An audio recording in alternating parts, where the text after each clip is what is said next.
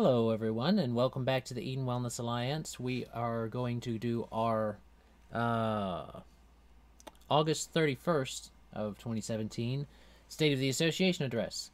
And now we're going to do something we don't usually do with these. We usually have one article that we go through, and we will focus on it.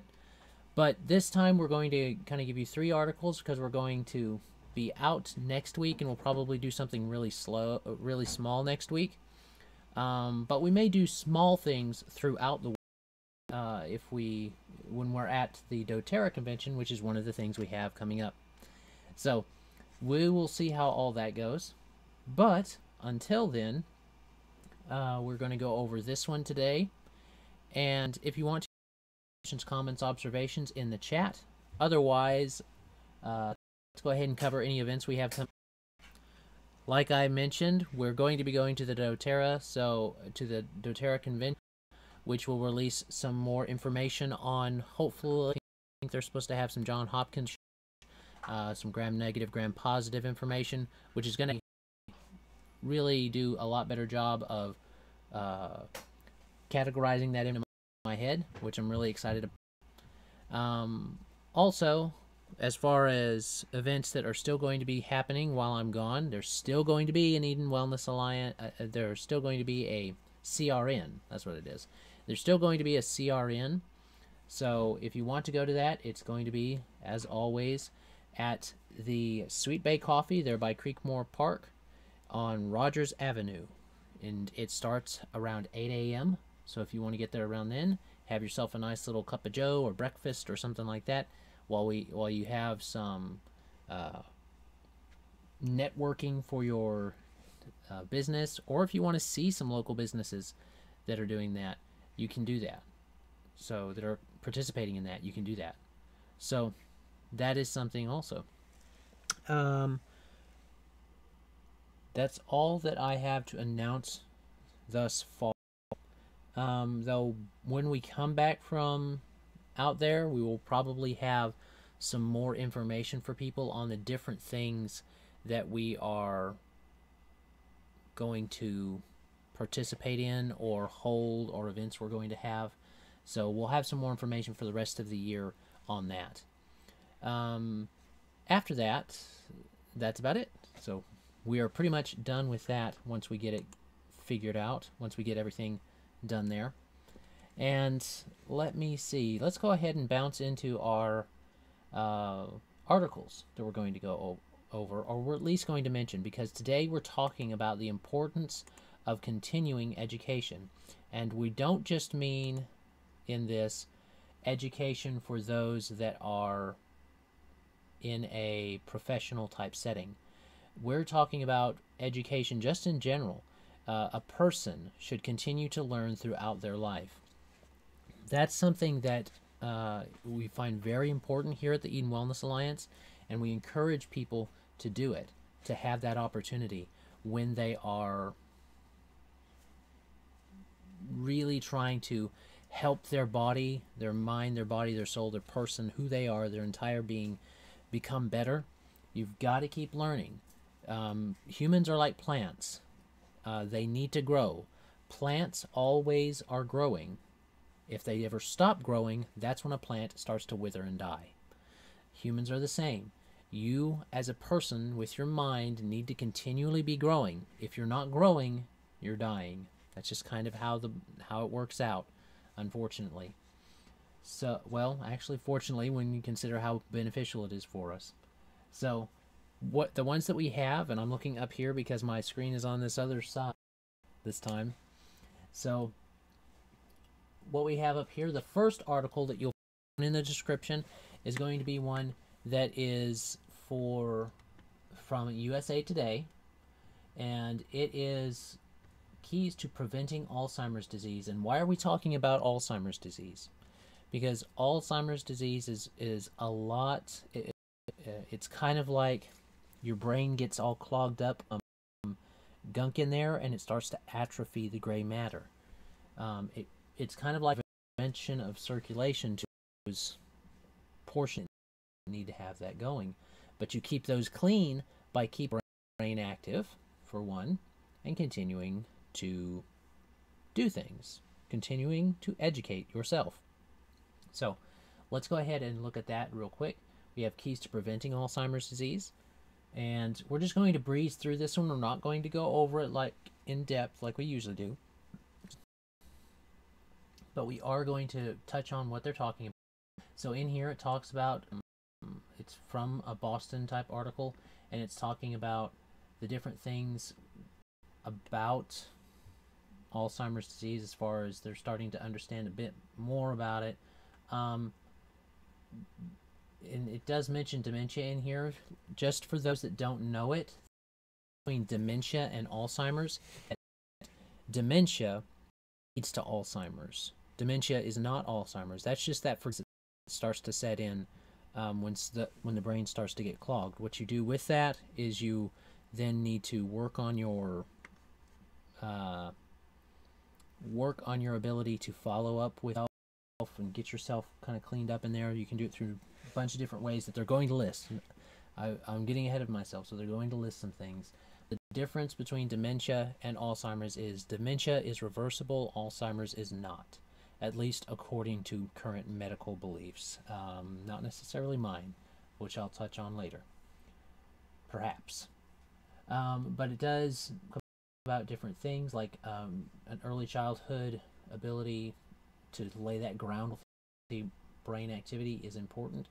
That is important regardless. What you do now for your brain will help you in the long run. So keep an idea on that. And it goes to list things like exercise, sleep, nutrition, keeping mentally active, which is the one we're really touching on this time, and limiting stress. Now, again, this is going to be regular stress, just stress, not stress, which is things like exercise and nutrition. Those are stress. That's EU stress. That's good stress. It let your body work and do things. Briefly touching on the exercise portion, they recommend 3 times a week for 40 minutes is strongly supported in the research, and that's aerobic activity. What you're wanting to do really is boost your heart rate and break a sweat. And they talk about that. It's not taking a stroll and looking in window shops. It is actually breaking a sweat and elevating your heart rate. You want to do that because it promotes your body's flow of all your fluids. They flow better. Your brain uses that same type of circulation, same type of movement. Letting all of your body start to move lets your body start to move all of the fluids, including those in your brain, which helps get rid of the nasty stuff. And it helps your brain stay active too, and it releases some good hormones for your brain, different things like that. So it is important. It is important. Next is sleep. Getting proper sleep is going to make a big there's lots of oils that help support that, like the Serenity and things like that from doTERRA. They support the body's natural systems to be able to do those things. So I do suggest looking into those if you haven't yet. But also just establishing a bedtime and then adhering to the bedtime. That can make a big difference. Nutrition. This actually has a bigger place, in my opinion, than even exercise would. So that is something to consider. You want a rich in plant-based foods and vegetables, which is it mainly goes into the Mediterranean diet. Is a really good diet. You get lots of it's not just the vegetables, but it's the fats, the good fats that you get. They can make a big difference because your brain, the gray matter that's up there, it's fat cells. That's what it is. So everybody has a fat head, not just you or me. So everybody has a fat head in that sense. Your brain is basically made of fat cells, and it uses those to build and replace.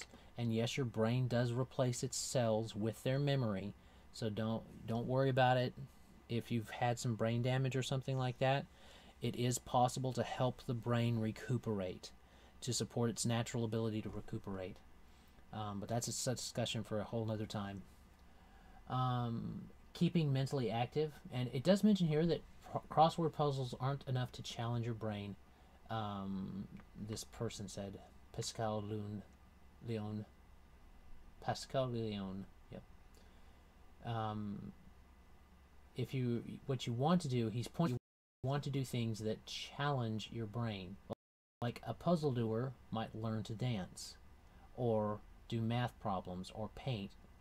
It's things outside of your comfort zone.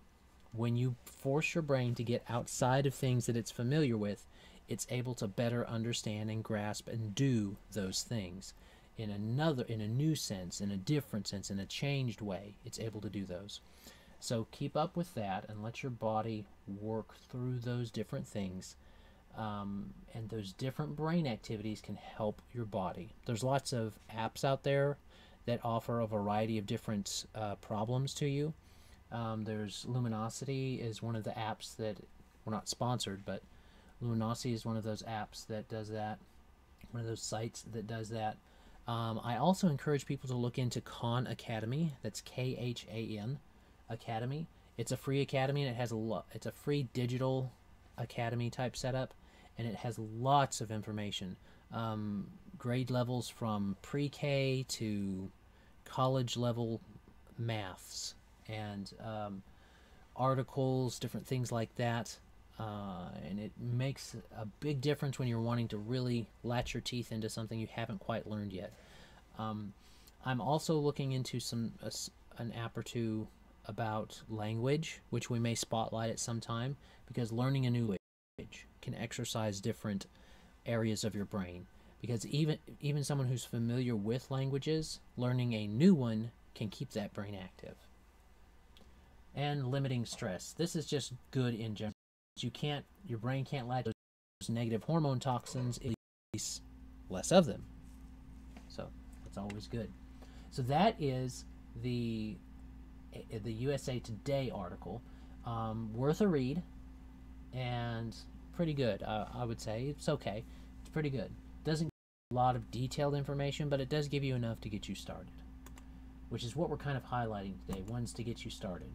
The next one is an ABC News article, and it's called Scientists Learning How Music May Prevent Dementia, which, remember, dementia is the one that we want to make sure we're watching out for, because that's the one that leads into Alzheimer's. Dementia becomes Alzheimer's. So in this one, they talk with Christo Pantev in Toronto Bay Crest Center for Geriatric Care. Blah, if I could talk today. Now, in this one, he talks about how he's been using some music with his people, and the musician and the scientist is how they talk about him. It's good. It gives you reasons to trust him in his research. Now, this one I would really put in there for people that both like music and don't like music. Okay, there are people that don't like music. I would challenge them to still either listen to music or learn about music. It's talking more about listening to music at this particular moment, but he does go into some about playing the violin, wearing a helmet, which is